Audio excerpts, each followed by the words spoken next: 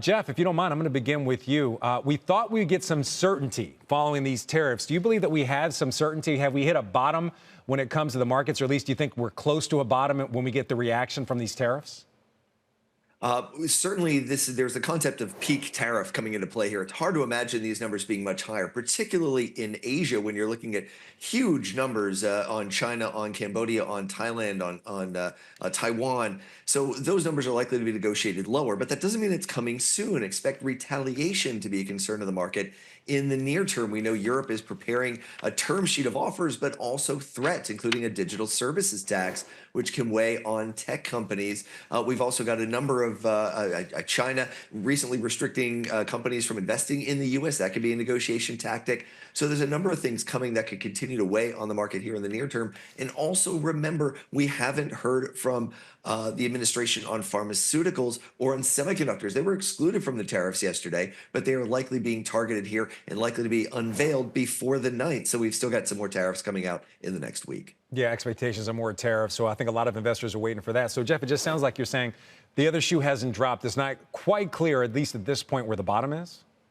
Yeah, that's right. So I think where you want to focus is on more domestically oriented companies, those less exposed to tariffs. I'd point out that, we're seeing terrible numbers this morning in apparel, footwear, those types of companies. But if you look at utilities, telecom, they're more domestically focused. We've been seeing that for the last month. I think that's going to continue. More domestically focused companies within the U.S. and Europe faring better than those more internationally exposed. Just to your point, Jeff, our CNBC Pro team came out with a great story looking at some of the companies that get more than 80% of their revenue here in the U.S. Names like Keurig Dr. Pepper, Regeneron, CME Group, et cetera. Go on CNBC.com. You can check those out. All right, Ben, I'm coming over to you. I got a lot tougher questions for you, Ben. What does this all mean for the Fed? We're seeing some estimates that have come out. One estimate that we're following right now, and I'm sure there's going to be a flare of them coming out today, that GDP is expected to decline by about 1% because of these tariffs. Inflation will rise by 1%. What does that mean for the Fed going forward? I think, Frank, as much as they would like to react to the downside on growth, that inflation is going to hold them back because this is a major shock, right? This is much more than when I talked to you weeks ago that I thought the reciprocal tariffs were reasonable in terms of like the market reaction in the economy. Turns out this is not really reciprocal. It's just actually an escalation. The calculation of inflation may be somewhat moderate at the moment. The Fed has to take that now into account, dealing with the price shock. As consumers already reacted to this, you can tell from the Michigan surveys and other surveys. Yesterday, Adriana Kugler came out right 30 minutes after Trump had spoken, did emphasize like if these tariffs stay in place for longer, inflation expectations are going to go higher, and we have to respond to it. So I think that's where the markets are looking at. The Fed may not be able to do anything, or worse, may have to reverse course and tighten rates, and that I think is the big tension for markets from here. I also want to ask you about the currency market. What do you make of the dollar's downside move year to date? Dollar's moved down about 6%. We were often talking about its rapid rise to the upside, but now it's declined a bit. How does that impact global trade in your mind? What impact could that also have in the markets? It's a surprising move because you would think that the dollar would strengthen, but it actually turns out that people are looking at this, well, these tariffs are going to slow the economy and may also even deter foreign investment. And that actually erodes the value of the dollar. And so not very much of a positive story there in that sense. And as you say, the strength of other currencies, you see it this morning, the euro, the yen, or Swedish krona, those type of countries, they may temporarily benefit from low imported prices, some sort of offset, but ultimately it's going to affect that trade as well. So it's actually a very negative impact in that way.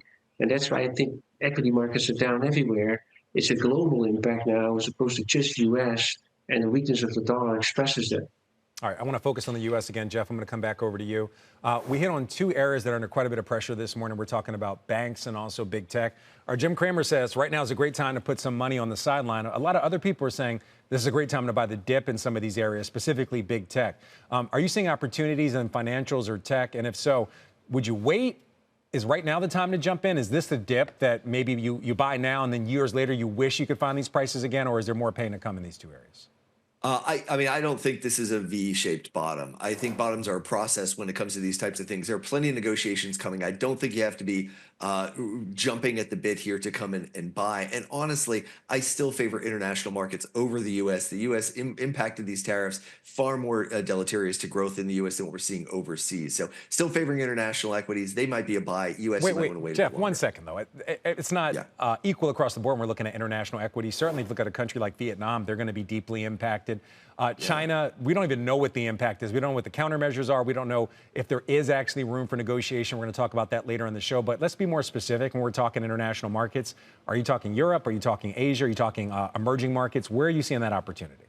Very, very much focused on Europe here, where we're seeing domestic economic growth really rebounding. A lot of defense spending, a lot of infrastructure spending, helping to boost the economy, along with further rate cuts not matched in the U.S. Combine that with widening valuations and increased earnings estimates almost every week this year. We've seen rising earnings estimates in Europe where they've been cut in the U.S. So you combine better valuations, better growth, a better monetary and fiscal outlook that still posts me to Europe as Okay. the safer place to be.